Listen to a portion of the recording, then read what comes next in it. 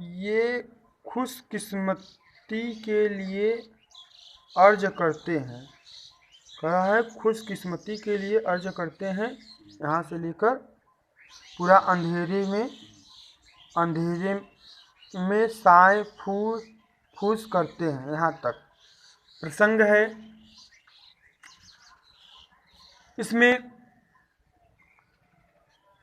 गिरीश बाबू की बात को सुनकर, भाषण को सुन करके गांव के राम प्रसन्न बाबू प्रधान जी और स्कूल के हेडमास्टर प्रिंसिपल चौबे, सरजू चौबे, उन्हें खूब प्रसन्नता करते हैं कि आप लोग गिरीश बाबू इस गांव को सुधारने का कार्य कर दिया, इस गांव को सुधारने का कार्य कर दिया। प्रसंग आप संदर्भ बोल दे एक बार। प्रस्तुत गद्यांश हमारी पाठ्य पुस्तक लोकरेड नामक पाठ से लिया गया। इसके कवि हैं विवेकी राज। हाँ, बार बार ना बोलेंगे। इसमें त्रिभुवन अपने गांव को का खूब समझाता, त्रिभुवन नहीं सॉरी गिरीश बाबू, इसमें गिरीश बाबू अपने गांव को खूब समझाता है और कहता है कि गांव के लोग, एक लोग फायदा के लिए पूरे गांव के नुकसान होगा तो सभी लोग कर देते थे, लेकिन ऐसा किसी को नहीं करना है। अगर पूरे गांव को फायदा हो रहा है किसी शब्द से, किसी वाड़ियों से, किसी कार्य से, तभी सभी लोग एकत्रित हो वहाँ पर।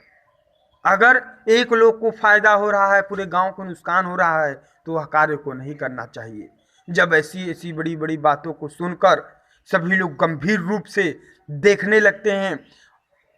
गिरीश बाबू को यह भी नहीं मालूम था कि मेरा बात पूरे गांव में इतना मन लगाकर सुनेंगे, समझेंगे, विचारों को कहेंगे। गिरीश बाबू बताते हुए कहते हैं कि पूरे गांव में सभी लोग एक दूसरे से मिलकर रहिए, एक दूसरे की भावनाओं को समझिए, क्या गलत है और क्या सही है।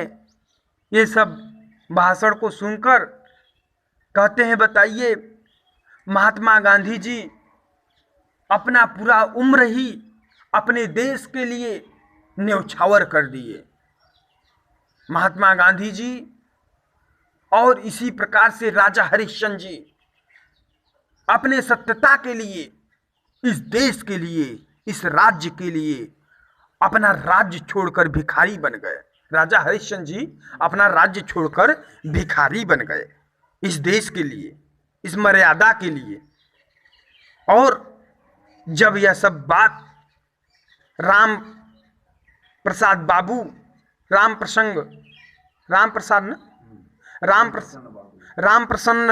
बाबू जब यह बात सुनते हैं तो गिरीश बाबू को गले लगा लेते हैं, कहते वाह मेरे भाई, ऐसा कोई गांव में हमारे गांव के लोग, सभी लोग मरे हुए समान हमें दिखाई दे रहे थे, लेकिन आज तुम सभी लोगों को आत्मा डाल दिए हो, ज्ञान रूपी आत्मा डाल दिए हो, जिसके कारण सभी लोग के मन हलचल दिखाई दे रहे हैं आज हमें। तब स्कूल के हेडमास्टर प्रिंसिपल सरजू चौबे ने आकर सभी लोग से बधाई करते हैं कि आज तो गिरीश बाबू हमारे पूरे गांव के लोगों को ज्ञान की बातें बताई और कैसे रहना चाहिए, किससे कैसे बोलना चाहिए, सारी बातों को बताते हुए बहुत प्रसन्न होते हैं। और त्रिभुवन वहीं पर बैठा रहता है और वह गुस्साता रहता है कि गांव में तो सभी लोग गिरीश बाबू का नाम चर्चा करते रहे हैं, मेरा कोई बात ही नहीं सुन रहा है। त्रिभुवन ऐसा गुस्साता रहता है, सोचता रहता है। और यहीं पर समाप्त होती है पेज की कहानी, आगे चलेंगे। धन्यवाद दोस्तों, इसे लाइक सब्सक्राइब कर दीजिएगा अगला वीडियो पाने के लिए। ये BA 3rd ईयर का हिंदी का लोकरेड नामक पाठ से लिया गया है। 90 पेज नंबर तक बनाऊंगा, ये 19 पेज तक बना चुका हूँ, देख लीजिए। 90 पेज नंबर तक बनाऊंगा। ओके, धन्यवाद।